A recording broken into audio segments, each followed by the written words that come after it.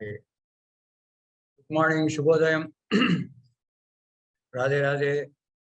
ఈరోజు మనం ఈ మెటీరియలిస్టిక్ వ్యూ ఈ సోల్ గురించి, మెటీరియలిస్టిక్ వ్యూ ఆ దృక్పథంతో, భౌతిక దృక్పథంతో శ్రీకృష్ణ పరమాత్మ ఈ ఆత్మ యొక్క విచారణ చేస్తున్నారు. నిన్నటి వరకు సాంఖ్యశాస్త్రం ప్రకారంగా ఆత్మ విచారణ చేశారు. ఇప్పుడు ఇదేది కాదు, నాస్తికవాదం, ఈ ఆత్మ అన్నది లేదు అని అనుకుంటే, ఆ రోజుల్లో రెండే వాదాలు, ఆస్తికవాదం, నాస్తికవాదం. నాస్తికవాదం అంటే దేవుడు లేడని, వేదాల్ని నమ్మని వాళ్ళు. ఆస్తికవాదం అంటే వేదాలు నమ్మేవాళ్ళు, వేదం మీద వేదాలు ఉన్నాయి అని అనుకునేవాళ్ళు. సో రెండు స్కూల్స్ ఆఫ్ థాట్స్ ఉన్నాయి కాబట్టి materialistic school point of view, నాస్తిక దృక్పథంతో చూసే వాళ్ళకి వాళ్ళ పాయింట్ ఆఫ్ వ్యూలో కూడా ఎలా మనం దీన్ని చూడాలి, ఈ చావు పుట్టుకలు అన్నది శ్రీ కృష్ణ పరమాత్మ వాళ్ళు ఎక్స్ప్లెయిన్ చేస్తారు. అది చూసే ముందు ఒక్కసారి ఏదైనా చదివే ముందు, ఏదైనా అధ్యయనం చేసే ముందు మనకు దైవానుగ్రహం, గురు అనుగ్రహం చాలా అవసరం. ఒకసారి మనం గురు స్తోత్రం చేసుకుని ముందుకెళ్తాం. ఎవరైనా చేస్తారండి వాళ్ళకి గురు స్తోత్రం?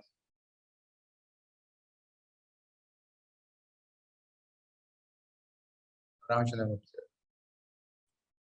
గురుర్ బ్రహ్మ గురుర్ విష్ణు గురుర్దేవో మహేశ్వరః గురు సాక్షాత్ పరబ్రహ్మ తస్మై శ్రీ గురవే నమః. థ్యాంక్ యూ అండి.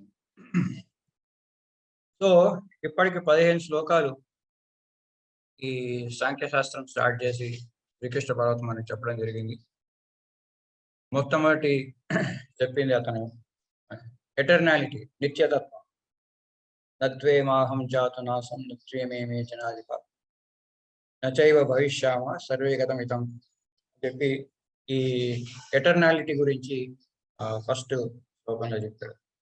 తర్వాత పునర్జన్మ, దేహినోస్మిన్ యదా దేహే కౌమారం యవ్వనం జరా తదా దేహాంతర ప్రాప్తి ధీరస్తత్కరం ముఖ్య. సో ఇది తర్వాత చెప్పింది ఒక్కొక్క తత్వం. ఒకటేమో నిత్యతత్వం, తర్వాత పునర్జన్మ, ఒక దేహం నుంచి ఒక దేహం, తర్వాత ఈ ఆత్మకి, తర్వాత మనకున్న ఈ ఇంద్రియాలకు ఉన్న సంబంధం ఏంటి, ఆత్మకి ఇంద్రియాలకు ఉన్న సంబంధం ఏంటి. మాత్ర స్పర్శాస్త కౌంతేయ శీతోష్ణ సుఖ కదా ఆగమాపాయం అనిత్య కాంతి స్వభారత. అవి అనిత్యాలు, అవి సుఖ దుఃఖాలు అనేవి వస్తూ పోతూ ఉంటాయి. వాటిని ఓర్చుకోవాలి. ఓర్చుకుంటే మనకి అమృతత్వం వస్తుంది. అసలు ఈ సుఖ దుఃఖాలు రాకుండా ఉండాలి, మనకు ఈ సుఖ దుఃఖాలు రాకుండా ఉండాలంటే మనం ఏమి చేయాలి అంటే ఈ నిత్య సుఖం కోరుకోవాలి. నాసతో విద్యతే భావ నా భావో విద్యతే సహ నా అభావో విద్యతే సహ. సో ఆ సత్యంలో అభావం అనేది లేదు. అట్లాంటిది ఈ తత్వద్రష్టలు నాసతో విద్యే భావ నా భావ విద్య సహ ఉభయోంత దృష్టవంత తనయో తత్వ దర్శిభి. సో మనకు ఆ రియలైజేషన్ వస్తే కానీ అది రాదు, ఆ నిత్య సుఖం అన్నది మనకి రాదు. తర్వాత ఇంకొక విషయం వచ్చింది, ఈ ఆత్మ అన్నది ఎక్కడ ఉంటుంది, మన బాడీలో ఎక్కడ ఉంటుంది, where is this location of this. అది హృదయం దగ్గర ఉంటుంది, మన heart, near to heart but not in the heart, near to heart but not. హృదయం దగ్గర ఉంటుంది, హృదయం లోపల కాదు. ఎందుకంటే హార్ట్ ట్రాన్స్ప్లాంట్ చేసినప్పుడు మరి వచ్చేయాలి కదా. సో అది ఎక్కడ ఉంటుంది అంటే అది హృదయంలో ఉంటుంది. ముందు ఎలా పనిచేస్తుంది, అవినాశి తద్వితి ఏన సర్వం ఇదం పదం. సో అదొక్క చోటు ఉండి కూడా మొత్తం చందనవత్, మనం ఇక్కడ చందన పెట్టుకుంటే మొత్తం దేహం అంతా చల్లబడ్డట్టుగా ఆత్మ అక్కడ ఉన్న దాని జ్యూరిడిక్షన్, దాని అధికార పరిధి అది అన్ని చోట్ల వ్యాపించి ఉంటుంది. శరీరం అంతటికి అది మన చైతన్యం అనేది చేసుకుంటాం. సో దాని jurisdiction of the soul is the entire body. అయితే ఒక పెద్ద ఏనుగులో ఈ ఆత్మ సైజ్ పెద్దగా ఉంటుందా, ఒక చిన్న ఈగలో చిన్నది ఉంటుందా, మనిషి దేహంలో మనిషి అంత అవుతుందా, ఎలా దాని size, what is the size, దాని సైజ్ ఎంత ఉంటుంది అంటే అంతమంత మే దేహ నిత్యస్తోక్ష శరీర అనాశినో అప్రమేయస్య అంటే కొలవలేనంత, దాని కొలవలేనంత చిన్నగా ఉంటుంది. సో ఈ ఆత్మ, the size of the soul is immeasurable, small, very very small, చిన్నగా ఉంటుంది. దాని తర్వాత ఇంకొకటి మనకి అసలు ఒక దేహం నుంచి దేహినోస్మిన్ యదా దేహే కౌమారం యవ్వనం జర తదా దేహాంతర ప్రాప్తి అన్నారు. దేహాంతరం తర్వాత ఇంకో దేహం వస్తున్నారు. ఆ దేహం ఎలా వస్తుంది? ర్యాండమ్ గా వస్తుందా, ఎలా పడితే అలా వస్తుందా? ఎలా వస్తుంది అంటే దానికి కూడా చక్కటి ఉపమానం చెప్పారు. వాసాంసి జీర్ణాన్ని యథా విహాయ నవాని గృహణాతి నరోపరాన్ని. మనం గ్రహిస్తాం, మనకి ఏదో గచ్చదు, ఏదో రాదు, అగచ్చదు, అది మనకి రాదు, మనమే పోయి గ్రహిస్తాం. గ్రహణం మనం పోయి లాక్కుంటాం. సో అలాగా వాసాంసి జీర్ణాన్ని యథా విహాయ నవాని గృహణాతి నరోపరాన్ని తదా శరీరాన్ని విహాయ జీర్ణాన్ని అన్యాయి సంయాతి నవాని దేహి. అన్యాని సంయాతి, యాతి అంటే లోపలికి వెళ్ళడం, సంయాతి అంటే సంపూర్ణంగా వెళ్ళడం, నవాని దేహి. సో ఒక కొత్త దేహంలోకి అది ట్రాన్స్మిగ్రేషన్, దిస్ ఆఫ్ ద ట్రాన్స్మిగ్రేషన్. తర్వాత దాన్ని ముక్కలు చేయగలమా, ఛేదించగలమా? నైనం చిందంతి శస్త్రాన్ని నైనం దహిత పావక, నిప్పుతో కాల్చలేము, శస్త్రాలతో దాన్ని ముక్కలు చేయలేము, మన నీళ్ళతో దాన్ని తడపలేము, అక్లేత్యం. తర్వాత అశోష్యం, అది గాలితో దాన్ని ఎండబెట్టలేము. అచలం, దాని అందులో మార్పు రాదు. అవ్యక్తం అంటే మన కంటికి కనబడదు. అవికార్యం అంటే మ్యూటేషన్స్ అవ్వవు. మనకి కరోనా చూసాం, డెల్టా మ్యూటేషన్, ఒమేగా మ్యూటేషన్, అలాంటి మ్యూటేషన్స్ ఏవి కాదు. అచింత్యం, దాని గురించి మనం చింతన కూడా చేయలేము. అది ఎలా ఉంటుందో మనం ఆలోచన కూడా ఆలోచిస్తాం, ఎందుకంటే అది డివైన్, అది స్పిరిచువల్ ఎంటిటీ. మనకున్నదంతా material entity. So material entity తోటి, మెటీరియల్ కారణాలతో, మెటీరియల్ ఇన్స్ట్రుమెంట్స్ తోటి మనం ఒక డివైన్ ఎంటిటీని మనం ఊహించుకోలేము. అందుకే అచింత్యం. సో మన ఇంద్రియాలు దివ్యం అయితే కానీ మనకు ఆ దివ్య శక్తి ఆ ఇంద్రియాలకు వస్తే కానీ ఆ ఆత్మ అనేది మనకి ఆ ద్రష్ట రాదు. మన ఆత్మ సాక్షాత్కారం మనకు కాదు. ఆత్మ సాక్షాత్కారం మనకు కావాలి అంటే మన ఇంద్రియాలు దివ్యం అవ్వాలి. ఇప్పుడు అవన్నీ పంచభూతాలతో ఉన్నాయి. ఆ పంచభూతాలు కాక దివ్య ఈ ఇంద్రియాలు మనకు అయినప్పుడు ఆత్మ సాక్షాత్కారం. సో ఇవన్నీ ఇప్పటివరకు చెప్పారు. ఒకవేళ నాస్తికవాదం, ఒకవేళ అచైతం నిత్యజాతం, అతచైనం నిత్యజాతం నిత్యం వా మన్యసే అమృతం తదాపిత్వం మహాబాహు నైవం శోచితం అర్హతి. ఒకవేళ సపోజ్ ఈ ఈ సోల్ అన్నది పోతూ ఉంటుంది, బతుకుతూ ఉంటుంది, పోతూ ఉంటుంది, బతుకుతూ ఉంటుంది అనుకున్నాం. Even if you think the soul dies, even then you need not have to worry. నువ్వు శోషించాల్సిన నెసిటీ లేదు. ఎందుకు లేదు? దాని గురించి ఈరోజు మన శ్రీకృష్ణ పరమాత్మ వివరంగా చెప్తారు. సో ఈ నాస్తికవాదం ఉందా మనకి? ఈ నాస్తికవాదం అన్నది ఉన్నదా అని అంటే దానికి ఏమైనా శ్రీకృష్ణ పరమాత్మ టైంలో నాస్తికవాదం ఉందా అంటే చార్వాక సిద్ధాంతం అన్నది అప్పట్లో చాలా సిద్ధంగా ఉంది. చార్వాకు అనే ఒక ముని, లోకాయత అన్న పేరు కూడా ఉంది. ఆయన సిద్ధాంతం చాలా విచిత్రమైన సిద్ధాంతం. ఆయన ఒక మాట అనేవాడు, యావత్ జీవేత్ సుఖం జీవేత్. నీ జీవితాంతం సుఖంగా జీవించు. ఎట్లాగా? రుణం కృత్వా ఘృతం పిబేత్. ఘృతం అంటే నెయ్యి. నువ్వు నెయ్యి తాగాలి అనుకుంటే, కావాలంటే అప్పు చేసైనా సరే నువ్వు నెయ్యి తాగు. నీకు అప్పు తీర్చాల్సిన పని కూడా లేదు. యావజ్జీవేత్ సుఖం జీవేత్ రుణం కృత్వా కృతం పిబేత్ భస్మీ భూమస్య దేహస్య. ఈ ఈ దేహం కనుక భస్మం అయిపోతే ఆ దేహం మళ్ళా రాదు కదా. పునరాగమనం కుత, ఈ మళ్ళీ దేహం రానే రావు. ఇది చార్వాక సిద్ధాంతం. యావజ్జీవేత్ సుఖం జీవేత్ రుణం కృత్వా కృతం పిబేత్ భస్మీ భూమస్య దేహస్య పునరాగమనం కుత. సో ఇది అది చార్వాక సిద్ధాంతం. ఆ చార్వాక సిద్ధాంతము ఈ అప్పట్లో కూడా కొంత ప్రాచుర్యంలో ఉండేది.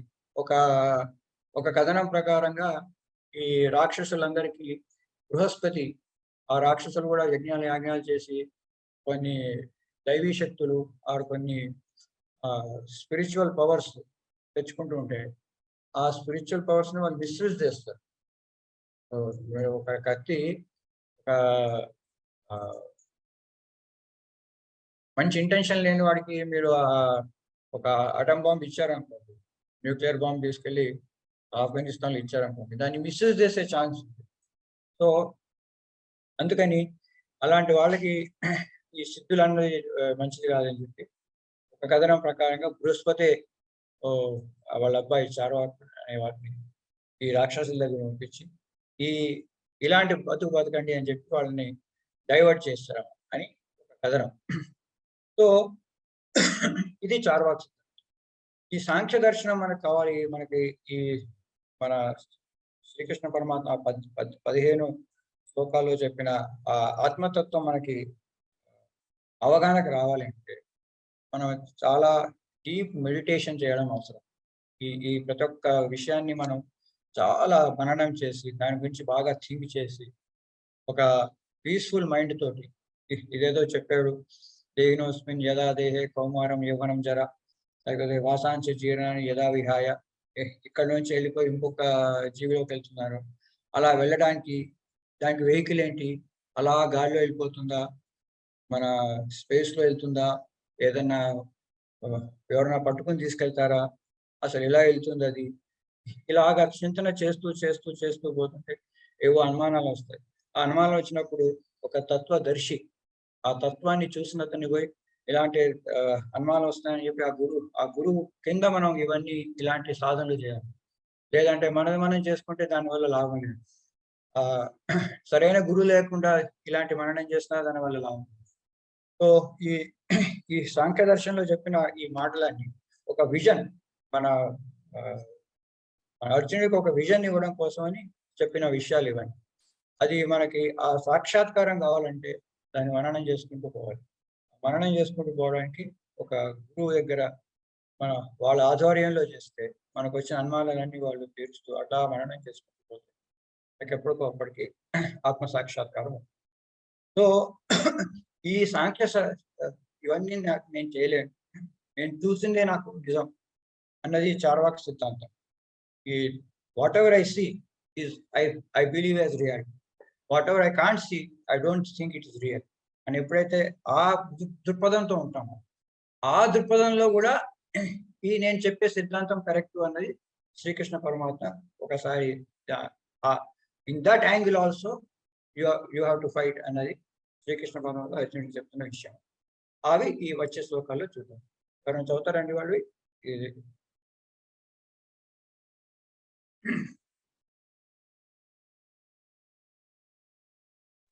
వెంకట్రావు గారు.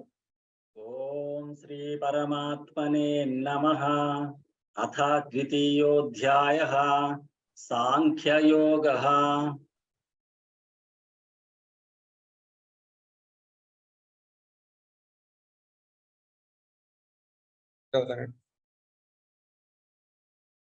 జాతస్య హి ధ్రువో మృత్యుః ధ్రువం జన్మామృతస్య చ తస్మాత్ పరిహార్యార్థే నత్వం శోచితుమర్హసి.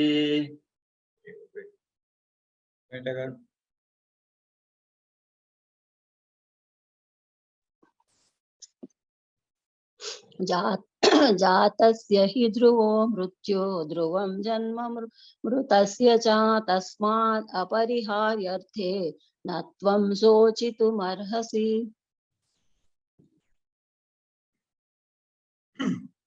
రామచంద్ర గారు. जातस्य हि ध्रुवो मृत्युः ध्रुवं जन्ममृतस्य च तस्मादपरिहार्येध्ये न त्वं शोचितुमर्हसि। प्रसन्नजी जातस्य हि ध्रुवो मृत्युः ध्रुवं जन्मामृतस्य च तस्मादपरिहारेध्ये न त्वं शोचितुमर्हसि। दीदी जातस्य हि ध्रुवो मृत्युः ध्रुवं जन्म मृतस्य च तस्मादपरिहार्येऽर्थे न त्वं शोचितुमर्हसि। वेरी गुड जातस्य हि ध्रुवो मृत्युः ध्रुवं जन्म मृतस्य च तस्मादपरिहार्येऽर्थे न त्वं शोचितुमर्हसि। जातस्य हि ध्रुवो मृत्यु what is guaranteed in life 100% guarantee 80 ఎవరికన్నా అందరికి guarantee what is that guarantee జాతస్య హి ధ్రువః మృత్యుః ఈ మృత్యు అన్నది గ్యారంటీ జాతస్య పుట్టినవానికి పుట్టినవాని యొక్క జాతస్య షష్ఠీ విభక్తి పుట్టినవాని యొక్క మృత్యు ధ్రువం జాతస్య ధ్రువ మృత్యు జాతస్య ధ్రువ మృత్యు పుట్టినవాడికి మరణం తథ్యం this is the 100% guaranteed thing so ధ్రువం జన్మ మృతస్య చ సో ఇది అట్లా మన దీని ఏమంటారు ఈ మెటీరియలిస్టిక్ వ్యూలో ఇది అట్లా సో ధ్రువం జన్మ మృతస్య చ ఈ మరణించిన వాడికి మళ్ళీ జన్మ తప్పదు ఇది మెటీరియలిస్టిక్ వ్యూలో ఇది ఎట్లా కరెక్ట్ అనేది మనం తర్వాత చూద్దాం తస్మాత్ పరిహార్యర్థే ఇది తప్పని విషయం ఈ తస్మాత్ అంటే therefore అపహర్యార్థే ఇది తప్పనిది తత్వం శోషించి మర్హసి నువ్వు శోషించడానికి అర్హుడవు కాదు సో జాతస్య హి ధ్రువో మృత్యు ఇది మనకి భారతంలో ఒక చక్కటి సన్నివేశం ఉన్నది యక్ష ప్రశ్నలు ఈ ధర్మరాజు ఈ అరణ్యవాసంలో పాండవులు అరణ్యవాసంలో ఉన్నప్పుడు వాళ్ళందరూ ఒక దాహం వేస్తోందని చెప్పి ఒక చెరువు దగ్గరికి వెళ్తే అక్కడ మిగిలిన 4 తమ్ముళ్ళు ఆ చెరువు దగ్గర నీళ్లు తీసుకురావడానికి వెళ్ళి ఆ యక్షుడి దగ్గర ప్రశ్నలు వేస్తూ ఉంటే ఆయన ప్రశ్నలను పట్టించుకోకుండా అక్కడ మృతదేహాలాగా పడి ఉంటారు సో అప్పుడు లాస్ట్కి ధర్మరాజు వెళ్తే ఆ ధర్మరాజు కూడా నీళ్ళు తీసుకోకపోతుంటే అక్కడ ఒక శబ్దం వినిపిస్తుంది నేను యక్షుడిని నా మాట వినలేదు కాబట్టి మీ 4 తమ్ముళ్ళని నేను వేశాను నువ్వు నా మాటలకు ఆన్సర్ చెప్తే కానీ నువ్వు ఆ నీళ్లు ముట్టడానికి లేదు అంటే సరే అడుగు నేను చెప్తాను మొట్టమొదటి అడిగిన యక్ష ప్రశ్న కిం ఆశ్చర్యం ఏంటి అన్నిటికంటే ఆశ్చర్యకరమైన విషయం ఏంటి అని అడిగితే రోజు తర్వాత రోజు లెక్కలేనన్ని జీవులు అవి మరణిస్తూ ఉంటాయి అయినప్పటికీ బ్రతికున్న అందరూ అమరతత్వాన్ని కోరుకుంటారు నేను పోతానేమో అది ప్రాణం పోతుంటే అది పోకూడదు అని అనుకుంటారు సో దీన్ని మించిన ఆశ్చర్యకరమైన విషయం ఏముంది అంతకంటే ఆశ్చర్యకరమైన విషయం ఏముంటుంది అని చెప్పి ఈ ధర్మరాజు అన్న విషయం సో ఈ మృత్యు అన్నది అందరికీ తప్పదు ఇది దిస్ ఈస్ ఎటర్నల్ ఫ్యాక్ట్ మనకి శంకరాచార్యులు కూడా చక్కటి భజగోవిందం అన్న ఆయన గానంలో భజగోవిందం గోవిందం భజగోవిందం భజగోవిందం గోవిందం భజ మూఢమంత్రి సంప్రాప్తి సన్నిహితి కాలి ఈ లాస్ట్ చివరి దశలో నహి రక్షతే దృక్ణం కరణి అంటే వ్యాకరణం అంటే నీ చదువు ఎందుకు పనికిరాదయ్యా నీ తోటి వచ్చేదల్లా నీ స్పిరిచువల్ వెల్త్, నీ స్కాలర్షిప్, నీ స్కాలర్లీ ఏమంటారు ఎడ్యుకేషన్, అది ఎందుకు పనికిరాదు. నీ వల్ల వచ్చేది వల్ల నీ స్పిరిచువల్ వెల్త్ ఒకటి. సో సంప్రాప్తి సన్నిధి కాలే. సో అందరికీ ఈ ఈ ఎండ్ అన్నది తప్పదు. సో జాతస్య ధ్రువో మృత్యు. సో ఈ anything that is there should have an ending. So అది అన్నది దట్ వీఆర్ ఆల్వేస్ సీయింగ్. అందరూ చూస్తున్నారు ఈ పుట్టిన ప్రతి ఒక్కటి ఏదైనా సరే, ఎనీ మెటీరియల్ యాక్టివిటీ తీసుకోండి. మీరు మన గోల్డ్ తీసుకోండి, ఐరన్ తీసుకోండి, ఏవైనా తీసుకోండి, కాలగర్భంలో అది ఎప్పుడో ఒకప్పటికి అది పోస్తుంది. జీవించిన దానికి కూడా జీవం లేని దానికి ఎప్పుడో ఒకప్పుడు కాలగర్భంలో కల్పంలో ఎప్పుడో అప్పుడు అవన్నీ నశించిపోవాల్సిన విషయాలు. సో ఎనీథింగ్ దట్ ఈస్ మృత్యు, జాతస్య ధ్రువం మృత్యు. అయితే ధ్రువం జన్మ మృతస్య సార్, ఈ పోయినవి మళ్ళీ ఎలా బతికొస్తుంది అంటే, మనకి ఫిజిక్స్ లో ఒక law of conservation of energy ఉంది. Law of conservation of energy. ఈ ఊర్జా శక్తి అది డిస్ట్రాయ్ కాదు, మళ్ళా కొత్తగా పుట్టించలేము. ఉన్నది అలా అలా మారుతూ ఉంటుంది. ఈరోజు నేను మీతో మాట్లాడుతున్నాను, నా మాట్లాడే ఈ ధ్వని శక్తి, ఈ ధ్వని నా కంప్యూటర్లోకి వెళ్ళింది. కంప్యూటర్లో అదంతా ఒక ఎలక్ట్రికల్ సిగ్నల్ లాగా మారింది. ఆ ఎలక్ట్రికల్ సిగ్నల్ కాస్త ఈ ఫైబర్ నుంచి ఫైబర్ సిగ్నల్ లాగా మారింది, డిజిటల్ సిగ్నల్ లాగా ఉంది. ఆ డిజిటల్ సిగ్నల్ వచ్చేసి ఎక్కడో మన వైర్లెస్ టవర్ దగ్గరికి వెళ్ళి అది గాలి తరం లాగా మైక్రోవేవ్ వేవ్స్ లాగా మారిపోయింది. అది ఎక్కడి నుంచో అది మీ టవర్ దగ్గరకు వచ్చింది. మీ టవర్ నుంచి మళ్ళా డిజిటల్ అయ్యింది. డిజిటల్ నుంచి మీ కంప్యూటర్కి వచ్చింది. మీ కంప్యూటర్ నుంచి మళ్ళీ మీకు ధ్వని వినబడుతుంది. సో ఒక శక్తి అన్ని మార్పులు చెందింది. మళ్ళా ఆ ధ్వని లాగానే మళ్ళీ మీ దగ్గర వచ్చింది. అట్లాగే ఎనీ మెటీరియల్ తీసుకోండి. మన సముద్రంలో నీళ్లు ఉన్నాయి, ఆ నీళ్ళన్నీ ఆవిరైపోయి అది మేఘాలన్నీ మళ్ళీ వర్షాలు కురిసాయి. వర్షాలు కురిసి మళ్ళీ ఎక్కడో పడ్డాయి. ఎక్కడి నుంచి మీకు నదిలోకి రావచ్చు, లేకపోతే భూమిలోకి వెళ్ళచ్చు. ఆ భూమిలో ఉన్న నీరు కూడా మళ్ళీ అండర్ గ్రౌండ్ వాటర్ లాగా పోయి మళ్ళీ ఎక్కడో నదిలో ఉన్న మళ్ళీ ఎక్కడో ఫైనల్ గా సముద్రంలో కలిసి.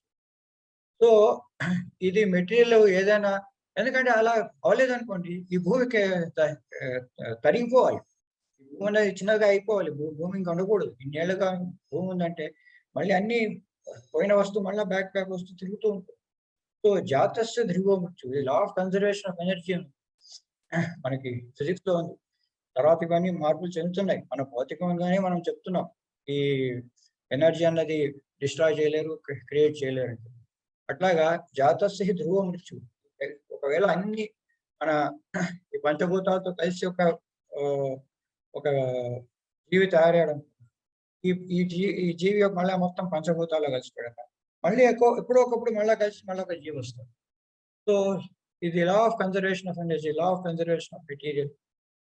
ఈ దృక్పథంతో చూస్తే జాతస్థ ధ్రువో మృత్యు, ధ్రువం జన్మ మృతస్య. సో అర్జునుడికి చెప్తున్నాడు, నువ్వు ఒకవేళ ఇప్పుడు చంపేసిన మళ్ళీ ఎప్పటికప్పుడు వాళ్ళు పుడతారు. తస్మాత్ ఇది డెఫినెట్ కావాల్సిన విషయం. నువ్వు చేయకపోయినా ఎప్పటికప్పుడు అవుతుంది. నత్వం శోచితు అర్హసి. సో అందుకని నువ్వు శోకించాల్సిన విషయం కాదు. ఇది ఒక లాజిక్, ఇది ఒక అదర్ పాయింట్ ఆఫ్ వ్యూలో శ్రీకృష్ణ పరమాత్మ అర్జునుడు ఆ యుద్ధం చేయడం కోసం ప్రేరేపిస్తుంది. సో ఇది మెటీరియలిస్టిక్ వ్యూలో చెప్పిన. సో దీన్ని మెటీరియలిస్టిక్ వ్యూతో పాటు at the same time spiritual వ్యూతో సమన్వయం చేస్తూ రెండు రకాలుగాను కరెక్ట్. ఈ జాతస్య ధ్రువ మృత్యు, ధ్రువం జన్య మృతస్య, ఈ రెండు రకాలుగాను ఎట్లా కరెక్ట్ అన్నది బ్యూటిఫుల్ గా సమన్వయం చేస్తూ ఈ నెక్స్ట్ శ్లోకం మన శ్రీకృష్ణ పరమాత్మ చెప్పాడు. ఇది మానమాతృడు చేస్తే ఇంత చక్కగా రెండు పాయింట్ ఆఫ్ వ్యూలోకి దాని ఏమంటారు ఫిట్ అయ్యేటట్టు ఒక ఒక ఒక శ్లోకాన్ని తయారు చేయడం, ఇది మానవాతులకైతే చేయగలిగే విషయం కాదండి. సాక్షాత్ శ్రీకృష్ణ పరమాత్మ చెప్పిన మాటలు కాదు.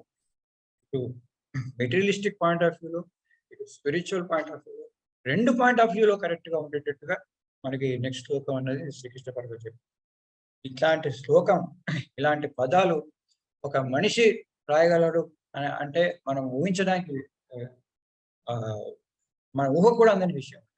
సో ఒక దైవీ శక్తి ఉంటే కానీ ఇలాంటి అన్ని యాంగిల్స్లోనూ ఫిట్ అయ్యే ఒక పాయింట్ ఆఫ్ వ్యూ అనేది తీసుకురావడం కష్టం. అది నెక్స్ట్ శ్లోకంలో మనం చదువుతారండి. స్నేహితుడి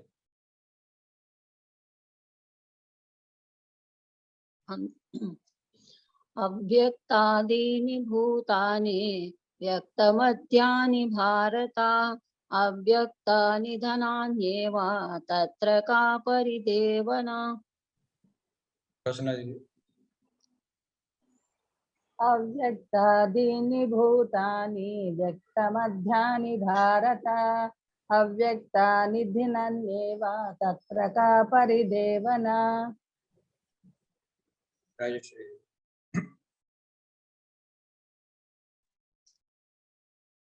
అవ్యక్తాదీని భూతాని వ్యక్తమధ్యాని భారత అవ్యక్త నిధనాన్యేవ తత్ర కా పరిదేవన. అవ్యక్తాదీని భూతాని వ్యక్తమధ్యాని భారత అవ్యక్త నిధనాన్యేవ తత్ర కా పరిదేవన.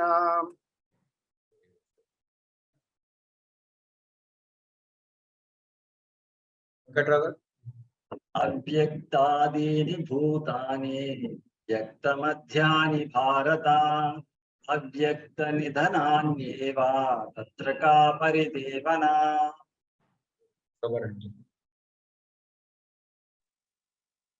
అవ్యక్తాదీని భూతాని వ్యక్తమధ్యాని భారత అవ్యక్త నిధినాస్యేవ తత్ర కా పరిదేవన. అవ్యక్తాదీని భూతాని వ్యక్తమధ్యాని భారత అవ్యక్త నిధనాన్యేవ తత్ర కా పరిదేవన. అవ్యక్తాని, అవ్యక్తం, వ్యక్తం కాలేదు, మేనిఫెస్టేషన్ లేదు. వ్యక్తాని భూతాని, భూతాని అంటే ఈ జీవులు, మన శరీరం ఉన్న జీవులు. వ్యక్తమధ్యాని భారత. సో ఈ ఈ ఈ శరీరాలకి అంతకుముందు వ్యక్తం లేదు. సృష్టించబడిన ప్రాణులకి అంతకుముందు వ్యక్తం లేదు అంటే మేనిఫెస్ట్ అవ్వలేదు, అంటే మన కంటికి కనబడలేదు. వ్యక్తమధ్యాని భారత, తర్వాత మనకి వ్యక్తం అవుతాయి. అంతం అయిపోయిన తర్వాత మళ్ళీ అవ్యక్తాన్ని, యోజనం అయిన తర్వాత మళ్ళీ అవ్యక్తం అయిపోతాయి. మళ్ళా రాగానే మళ్ళా వ్యక్తం అవుతాయి. ఇది మీరు ఈ భౌతిక ప్రపంచంలో సైకిల్ చూస్తే మొట్టమొదట ఎక్కడి నుంచి వచ్చాయో తెలియదు, సముద్రంలో నీళ్ళు వచ్చాయి, అవ్యక్తంగా ఉన్న నీళ్ళు, అందులో నీళ్ళు వచ్చాయి. అవి నీళ్ళు ఉన్న తర్వాత అవ్యక్తం అయిపోయి, కనబడకుండా ఆవిరైపోయాయి, అవి కనబడట్లేదు. తర్వాత ఎక్కడో మళ్ళీ మేఘాలు అయిపోయాయి, మేఘాలు అయిన తర్వాత మళ్ళీ నీళ్ళు మళ్ళీ వ్యక్తమయ్యాయి, వ్యక్తమై మళ్ళీ తీసుకొచ్చి ఈ సముద్రంలో కలిసాయి, మళ్ళీ అవ్యక్తం అయిపోతున్నాయి. సో ఈ మనము ఈ పోయింది అనుకున్నది అవ్యక్తం అయిపోయింది, వచ్చింది అన్నది వ్యక్తం. Same thing. మీరు ఒకవేళ ఆత్మ అనుకున్నారు, ఆత్మ కనబడదు, మనకు చూడలేము, అచింత్యం, అవికారం, అచలం, నయనం చిందంతి, అది దాని ముక్కలు చేయలేము. అలాంటిది ఈ దేహం నుంచి వెళ్ళిపోయిన తర్వాత అది వెళ్ళిపోయింది కాబట్టి దాన్ని మనం, అది కనబడదు, ఎటుపోయిందో మనకు తెలియదు. అది మనం తర్వాత చూద్దాం 13వ అధ్యాయంలో, 15వ అధ్యాయంలో అది ఎలా బయటకు వెళ్తుంది అన్నది, అవన్నీ కూడా మనకి శ్రీకృష్ణ భగవాన్ ఎక్స్ప్లెయిన్ చేస్తాం.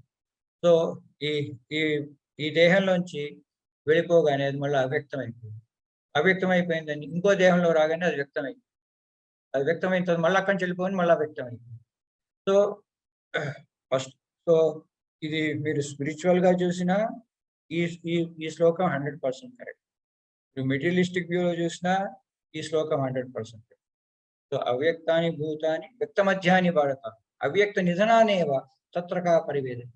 సో నీకు కనబడట్లేదు అంటే అది లేదు అని లేదు కదా, నీకు కనబడట్లేదు అంటే లేదు అని కాదు కదా. మన సముద్రంలో నీళ్లు ఉన్నాయి, అది ఆవిరైపోతే అది లేదని కాదు, నీళ్ళు అవ్యక్త రూపంలో ఉంది.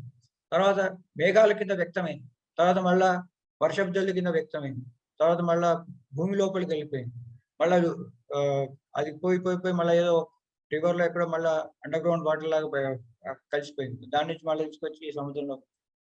సో ఈ వ్యక్తము అవ్యక్తము వ్యక్తము అవ్యక్తము మనం మెటీరియల్లో చూస్తున్నాము, అటు స్పిరిచువల్ గా కూడా కరెక్ట్. అవ్యక్తాని భూతాని వ్యక్త మధ్యాని. ఈ అవ్యక్తము వ్యక్తము ఎలా అవుతాయి అసలు, ఏ మార్పులు చెందుతూ మళ్ళా ఈ ఈ ప్రపంచం తయారవుతుంది, ఏ మార్పులు చెందుతూ మన మనిషి ఎలా వస్తాడు, ఇవన్నీ కూడా ఈ మన స్వామి ముకుందానంద ఆయన కామెంటరీలో ఇవాళ ఎక్స్ప్లెయిన్ చేస్తారు. ఇది చక్కటి ఈ 2 శ్లోకాలు మన మెటీరియలిస్టిక్ వ్యూ. 27th శ్లోకం అయితే ప్యూర్ మెటీరియలిస్టిక్ వ్యూ. ఈ 28th వచ్చేసి బోత్ మెటీరియలిస్టిక్ వ్యూలోను అటు స్పిరిచువల్ వ్యూ, 2 వైపుల నుంచి సమన్వయం చేస్తూ దీన్ని సమ్మరైజ్ చేసిన ఈ యొక్క శ్లోకం. తర్వాత 29, 30 ఇప్పటివరకు చెప్పినవన్నీ సమ్మరైజ్ చేస్తారు. ఇప్పటివరకు చెప్పిన మొత్తం ఈ 17 శ్లోకాలు ఈ 2 శ్లోకాల్లో మళ్ళీ ఒకసారి సమ్మరైజ్ చేసి చెప్పారు. ఇది మన శ్రీకృష్ణ పరమాత్మ ఈ భగవద్గీతలు అంతా చెప్పే పద్ధతి. ఒక కాన్సెప్ట్ తీసుకుంటాడు, ఆ కాన్సెప్ట్ కి నెంబర్ ఆఫ్ ఎగ్జాంపుల్స్, మనకి భౌతిక ఎగ్జాంపుల్స్, వాసాంశ జీర్ణాన్ని యథా విహాయ, మనం బట్టలు ఎలా తగ్గుతామో బట్టలు ఎలా చేస్తాం, ఒక భౌతికమైన ఎగ్జాంపుల్స్ తోటి ఒక ఆత్మతత్వాన్ని మనకి ప్రబోధిస్తారు. ఏదైనా ఎనీ కాన్సెప్ట్, ఆత్మతత్వమే కాదు, తర్వాత కర్మయోగం తీసుకోండి, తర్వాత భక్తి యోగం తీసుకోండి, వాటన్నిటికీ కూడా ఒక మెటీరియల్ ఎగ్జాంపుల్స్ మనకి ఇచ్చి దాన్ని కొంచెం ఆ కాన్సెప్ట్ ని డీప్ గా మనకి లోతుగా వెళ్ళేటట్టు చూసి ఆ చెప్పినవన్నీ మళ్ళీ సమగ్రంగా సమ్మరైజ్ చేస్తూ 2-3 శ్లోకాల్లో ఒక కాన్సెప్ట్ చెప్తారు, తర్వాత దాన్ని మెటీరియల్ ఎగ్జాంపుల్స్ ఇచ్చి తర్వాత మళ్ళీ సమ్మరైజ్ చేస్తారు. సో ఈ ప్రాసెస్ ఈ భగవద్గీత మొత్తంలో ఉంటుంది. సో ఇప్పటివరకు చెప్పిన ఈ 17 శ్లోకాలని మళ్ళీ సమ్మరైజ్ చేస్తూ రేపు కొన్ని 2 శ్లోకాలు మొత్తం సమగ్రంగా 2 శ్లోకాల్లో ఇప్పటివరకు చెప్పినవంతా సమ్మరైజ్ చేసి శ్రీకృష్ణ పరమాత్మ. దీని తర్వాత ఇదేంటి ఇప్పటివరకు చెప్పిన విషయం ఏంటి, ఆల్ దిస్ ఈ సాంఖ్యశాస్త్రం. సాంఖ్యశాస్త్రంలో మనం ఇది కరెక్ట్ గా మనం తెలియాలంటే మనం చదువుకున్నాం, మన థియరీ నాలెడ్జ్ వచ్చింది, బట్ దీంట్లో డెప్త్ లో దీనికి అండర్స్టాండింగ్ కావాలంటే మనకి ఆత్మ సాక్షాత్కారం కావాల్సిందే. ఆత్మ సాక్షాత్కారం కావాలంటే దీని గురించి తీవ్రంగా మననం చేయాలంటే మనకి వేరే విషయాల మీద మన మనసు పోకుండా దాని గురించి ఎప్పుడు ఆలోచిస్తుంటే దేశం సతతయుక్తానం భజతాం ప్రీతి కోరు, ఎప్పుడు సతతం చేస్తూ అంటే ఇక హిమాలయాల్లో అక్కడ ఇక్కడ కూర్చోడం, లేకపోతే ఏదైనా ఒక పీస్ఫుల్ ప్రదేశంలో కూర్చొని అలాగా మనం మననం చేస్తుంటే ఎప్పుడుకో అప్పటికి మనకి ఆత్మసాక్షాత్కారం అనేది మనకి వస్తుంది. అది రాగానే ఇక ఈ అనుమానాలన్నీ పోతాయి, మన విజన్ అన్నది మారిపోతుంది. మనకి నాసతో విద్యతే భావ నా భావో విద్యతే సహ, అభావం లేని ఆ సత్యం అనేది మనకి సాక్షాత్కారమైన. వీటన్నిటి మీద మనకి ప్రాబ్లమ్స్ అన్ని ఒకేసారి చిందంతే సర్వ సందేహాలన్నీ మనకి చిన్న భిన్నం అయిపోతుంది. సో ఇది ఇప్పటివరకు చెప్పిన మెథడ్ మన సాంఖ్యశాస్త్రం. ఇప్పుడు వచ్చేసి ధర్మం. నెక్స్ట్ వచ్చేసి నీ ధర్మం ఏంటి అన్నది 31 శ్లోకం నుంచి 38 శ్లోకాలు. 8 శ్లోకాల్లో ఈ ఓన్లీ ధర్మం గురించి చెప్పి తర్వాత కర్మయోగం, మనం చేయాల్సిన కర్మ ఎలా చేయాలి, ఆ కర్మయోగం అనే దాని గురించి చెప్పి దాని తర్వాత ఇవన్నీ ఈ ఆత్మజ్ఞానం వచ్చిన తర్వాత ఆత్మ సాక్షాత్కారం వచ్చిన తర్వాత కర్మయోగంలో నీకు ఆత్మ సాక్షాత్కారం రావచ్చు, ఈ ఓన్లీ డ్యూటీస్ లో కూడా ధర్మాన్ని నిర్వర్తిస్తూ కూడా నీకు ఆత్మ సాక్షాత్కారం, ఇలా సాంఖ్య పద్ధతిలో కూడా నీకు ఆత్మ సాక్షాత్కారం. ఎట్లా ఆత్మ సాక్షాత్కారం వచ్చిన నీ మనస్తత్వం ఎట్లా ఉంటుంది, ఆ మనిషి ఎలా ఉంటాడు, ఆ మనిషి యొక్క బిహేవియర్ ఎలా ఉంటుంది అన్నది స్థితప్రజ్ఞ లక్షణం. ఈ 55 నుంచి 72 శ్లోకాల్లో ఇది చెప్పినట్టుగా ఇది ఒక టేబుల్ ఆఫ్ కంటెంట్స్. ఈ సెకండ్ చాప్టర్ వచ్చి టేబుల్ ఆఫ్ ఇది. సో రేపు ఒక్కరోజు ఇప్పటి వరకు చూసిన దాన్ని అన్నింటినీ మనం సమ్మరైజ్ చేద్దాం. ఎల్లుండి మనం ఇంకా ఈ ధర్మం, ఆ వ్యక్తి యొక్క ధర్మం ఏంటి, ఆ ధర్మం ఎలా మనం దాన్ని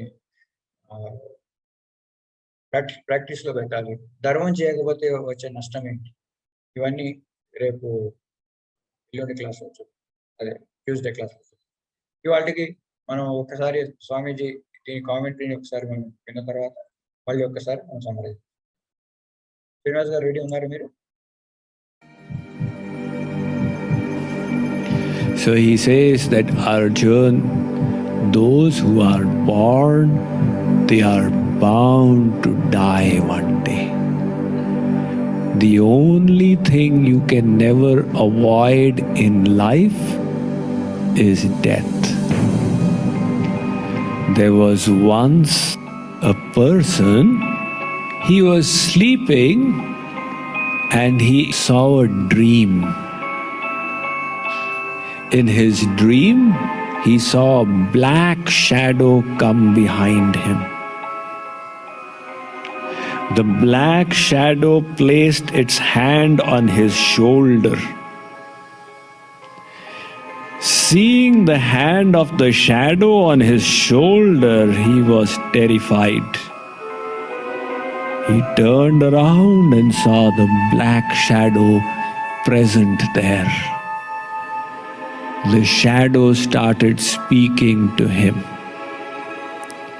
The shadow said, I am your death. Your death has been finalized at the proper place and the proper time. I will meet you at that destined time in the destined place. And saying that, the shadow vanished. Now this person woke up from his sleep and he was terribly scared. What kind of a dream was that? I saw this dream of a shadow talking about my death. He went and spoke to the learned people that, can you interpret dreams? And he spoke to them about this dream. He said it was not just the mind running around. That's a casual dream, but the intensity of this made it feel different from other dreams. What does it mean? All these learned people told him that this dream is highly inauspicious. This seems to be like a portent of your death to me. Now the shadow said that death will meet you at the destined time. You do one thing, you run away from it. Get hold of the best horse in the city and just take off. He did exactly that. He purchased the horse, putting all his money at stake, and he took off with the horse. The horse was strong and riding fast. He was frantic, goading it along.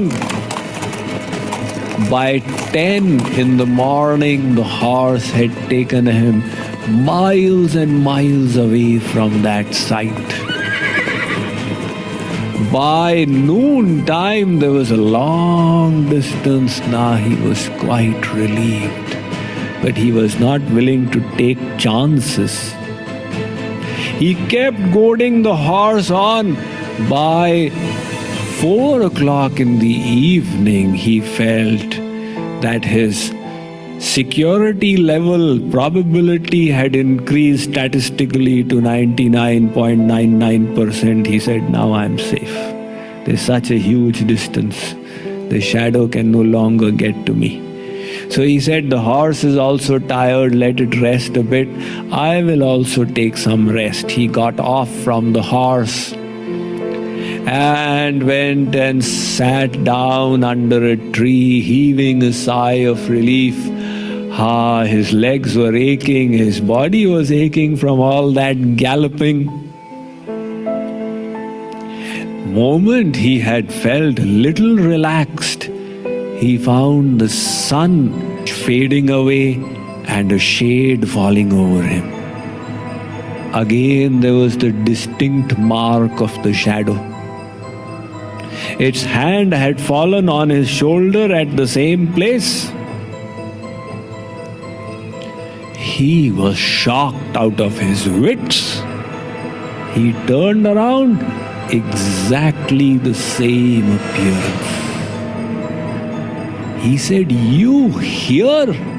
The shadow said, I told you yesterday, I am your death. I will meet you at the destined place at the destined time. This is the place where I was supposed to meet you. I was worried, how would you come all the way here?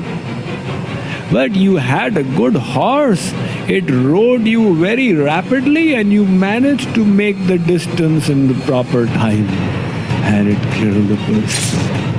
So they have all these strange and amazing stories. You know, when the Taj Hotel in Mumbai, it came under the attack of the terrorists, there were so many people who cancelled their programs for no reason, and so many people who landed there by accident.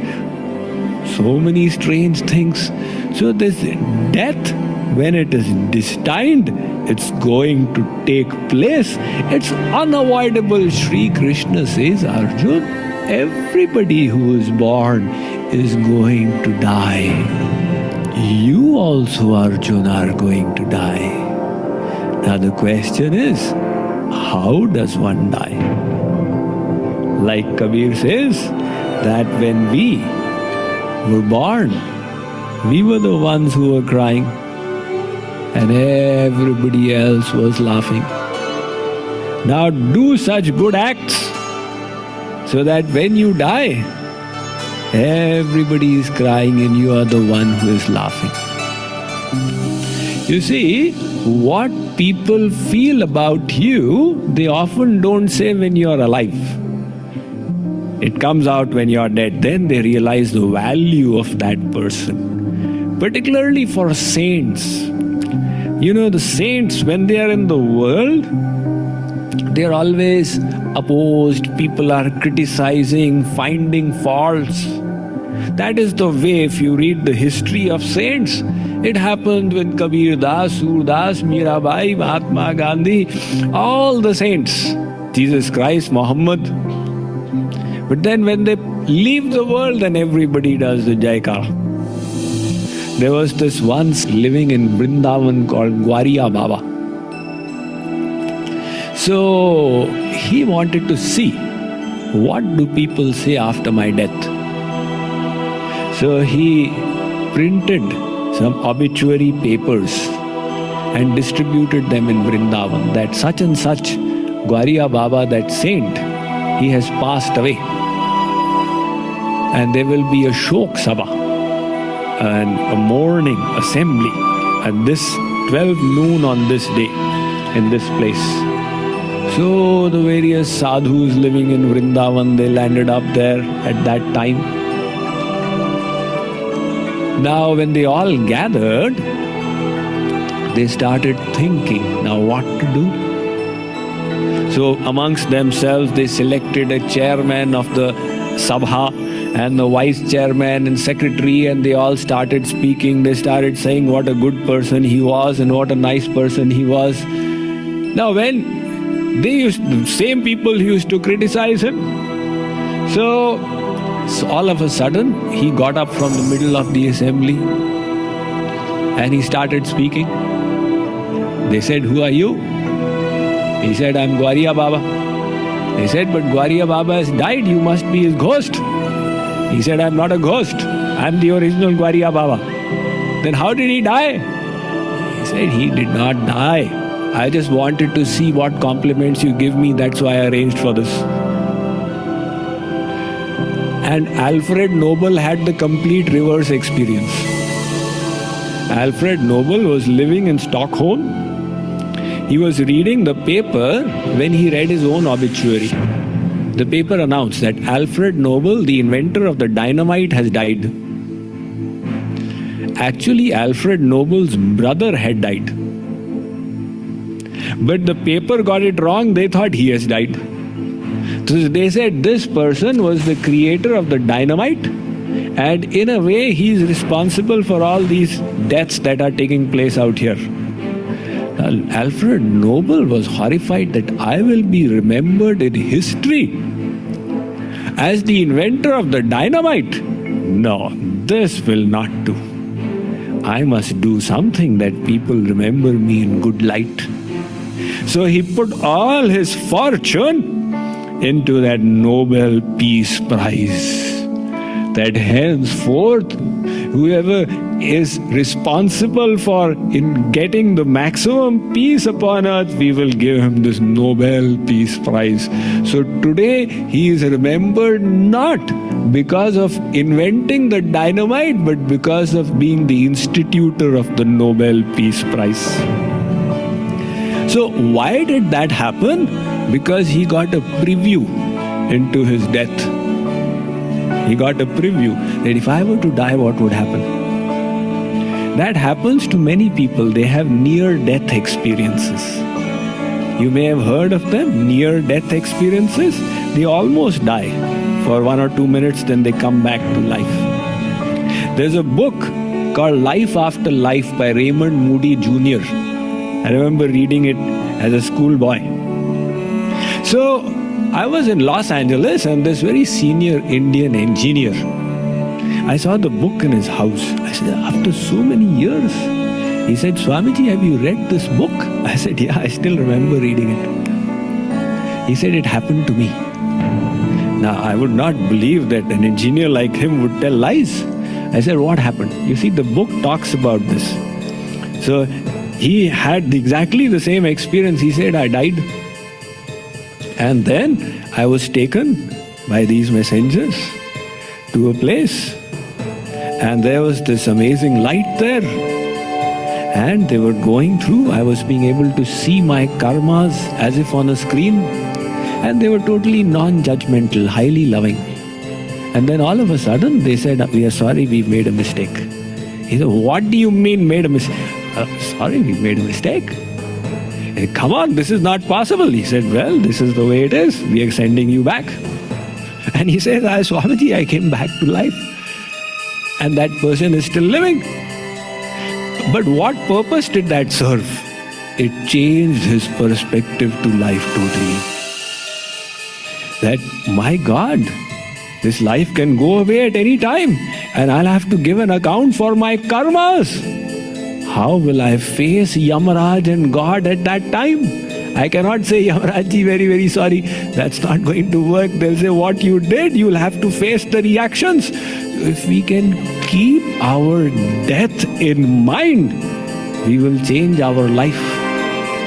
In other words, how do you wish to be remembered after death? What do you wish to achieve at that stage? You decide and then reverse engineer your life from there. Like the Indian chemical engineers, they reverse engineer. You know, America is very worried. The pharmaceutical companies, they do years of research, they get a new drug, and within 15 days, the Indian engineers, they've reverse engineered it and they are producing it beyond the trademark. So reverse engineer our life from the point of death and you will decide how you wish to live. So this death is an irrevocable reality of life. May as well accept it. Shri Krishna says, Arjun, you accept it for yourself and for all these people, and therefore do not lament if they are going to die in this war.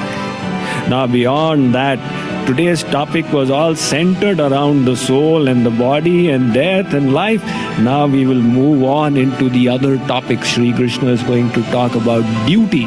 He's going to talk about karma yoga, the destination from all of these. Then he's going to talk about the mind, detachment, the diseases of the mind. All these will come as we go beyond in this chapter. Thank you, Srinivas Garu. So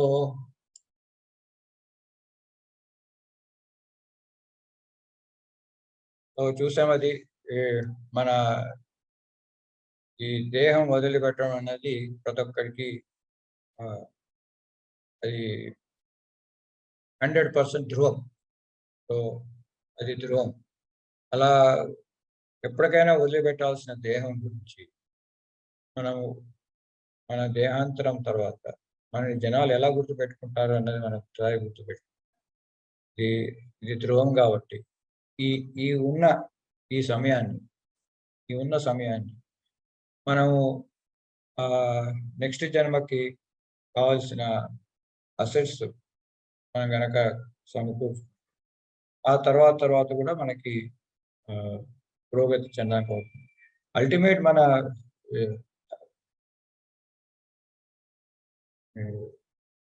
మన సాధన అంతా ఎందుకు అంటే ఈ జీవన్ముక్త అవ్వడానికి, వీటన్నిటి నుంచి మనకు ముక్తి పొందడం కోసం. ప్రతిసారి అనుకుంటాం నాకు ఈ ఒక్క విషయం వచ్చేస్తే చాలు, నాకు ఇంకా అన్ని ప్రాబ్లమ్స్ అవ్వాలి. ఈ ఒక్క ప్రమోషన్ వస్తే చాలు, నాకు ప్రాబ్లమ్స్ అన్ని చాలు. ఈ ఒక్క పిల్ల అయితే చాలు, నా ప్రాబ్లమ్స్ అన్ని సాల్వ్ అవుతాయి. ఇది ఒక్క విషయం సాల్వ్ అయితే చాలు, నాకు ఇంకేం అది ఒకటి అనుకుంటుంటాం. అది యాడ్ అవుతూనే ఉంటాయి. ఈ భౌతికంగా ఎన్ని మనం సమకూర్చుకున్నా కానీ అవి కొత్తవి విషయాలు యాడ్ అవుతూనే పోతుంటాయి. అండ్ యాడ్ అవుతున్న కొద్దీ మనకి బాధలు పెరుగుతూనే ఉంటాయి. ఇవన్నిటినీ వదులుకొని ఎప్పుడైతే మన దృష్టి అన్నది మనం తిరిగేసి ఉన్నాం, ఇప్పుడు భగవంతుడు కాకుండా ఈ ప్రాపంచిక వైపు వెళ్తున్నాం. ఎప్పుడైతే మనం మన దృష్టిని నాసతో విద్యే భావ నా భావ విద్యతే సదా, ఎప్పుడైతే అటువైపు మనం దృష్టి పెట్టుకుని అప్పుడు మనకున్న ఈ సమస్యలన్నీ ఒకటొకటి తొలగిపోతూ ఉంటాయి. అయితే అందరికీ ఈ ఆత్మ సాక్షాత్కారం, ఈ మరణము, దానికి టైం ఉండదు. టైం ఉన్నా మనము ఆ సాక్షాత్కారం చేయాలంటే మనకు గురువు అనుగ్రహం ఉండాలి. గురువు కొంచెం చేయాలి. దానికి మిగిలిన బాధ్యతలు ఏమి ఉండకూడదు. మన ఈ లైఫ్ టైంలోనే, ఈ జన్మలోనే మనకి ఆ ఆత్మ సాక్షాత్కారం అవుతుంది, అలా మరణం చేసినంత అవుతాను అన్న గ్యారెంటీ కూడా లేదు. అలాంటప్పుడు మనకి వేరే అదర్ మార్గాలు ఏంటి, మనకు ఉన్న అదర్ రిసోర్సెస్ ఏంటి, అదర్ రెవెన్యూస్ ఏంటి అన్నది మనము తర్వాత చూడాల్సిన విషయం. అదే నెక్స్ట్ వీక్ అవన్నీ చూసే ముందు ఒక్కసారి వీటన్నిటిని సమగ్రంగా ఒకసారి సమరైజ్ చేస్తూ మండే రోజు చూస్తాం. అయితే ఈ హైదరాబాద్లో మనకి ప్రతి ఆదివారం ఒక సత్సంగ్, ఈ జేకే సత్సంగ్ అనేది అవుతూ ఉంటుంది. అక్కడ ఇప్పుడు నారద భక్తి సూత్రాలు అనేది జస్ట్ స్టార్ట్ అయింది. వాటి గురించి చర్చ, తర్వాత కీర్తనలు, వాటితో పాటు మనకి కాసేపు మెడిటేషన్, ఇలాంటివన్నీ మనం మహారాజీ యొక్క ప్రవచనాలు, ఇవన్నీ లైక్ మైండెడ్ పీపుల్ తోటి 2 గంటలు అక్కడ కూర్చుంటాను. ఆ స్పిరిచువల్ ఎనర్జీ అన్నది ఒకటి మనలో ఎంటర్ అయ్యి మన తర్వాత వారం అంతా అది మనకి ధ్యానంలో బాగా ఉపయోగం. ఈ సత్సంగం అనేది ఈసారి ప్రేమలతా దీది వాళ్ళ ఇంట్లో దగ్గరికపూర్లో అవుతుంది. మీరు అందరూ ఒకసారి రిజిస్టర్ చేసుకుంటే, రిజిస్ట్రేషన్ లింక్ పెడుతున్నారండి శ్రీనివాస్ గారు, చాట్లో పంపించాను. చాట్లో పెట్టారు సార్. మీరు రిజిస్టర్ చేసుకుంటే మనం అందరం ఆ రోజు అక్కడ కలుసుకుంటాం. ఈ నెక్స్ట్ వీక్ మనకి ఈ కర్మయోగం అనేది మన ఈ స్వధర్మం గురించి నెక్స్ట్ వీక్ కాస్త చేంజ్ చేశాక కర్మయోగం గురించి వెళ్దాం. నేను ఈ జూన్ 7th నుంచి 16th వరకు నేను ఉండనండి. కాకపోతే దివాకర్ గారు ఎవరైతే ఈ పుస్తకం రాశారు తెలుగు భగవద్గీత, ఆయన నేను లేని టైంలో ఆయన కవర్ చేస్తారు. ఆయన పుస్తకం నుంచి నేను ఇవన్నీ చెప్తాను. సో నేను అమెరికా వెళ్తున్నాను 9th నుంచి 16th వరకు. స్వామీజీ మా వర్జీనియాలో ఆయన పర్యటిస్తున్నారు. సో ఆయనతో పాటు ఉంటాం కాబట్టి నాకు క్లాసెస్ తీసుకోవడం కుదరదు. ఈ 16th తర్వాత మళ్ళీ నేను స్టార్ట్ చేద్దాం. అక్కడే శ్లోకాలు అవన్నీ తర్వాత నుంచి 2వ అధ్యాయం ఐ థింక్ ఈ 15-25 తారీఖు కల్లా అయిపోతుంది. తర్వాత మనం కర్మయోగం 3వ అధ్యాయం స్టార్ట్ చేస్తాం. సో మిమ్మల్ని అందరినీ మళ్ళీ మండే రోజు కలుద్దాం. రాధే రాధే. మీరందరూ ఒకసారి సండే సత్సంగ్ మనం అందరం కలుసుకోవచ్చు. Thank you.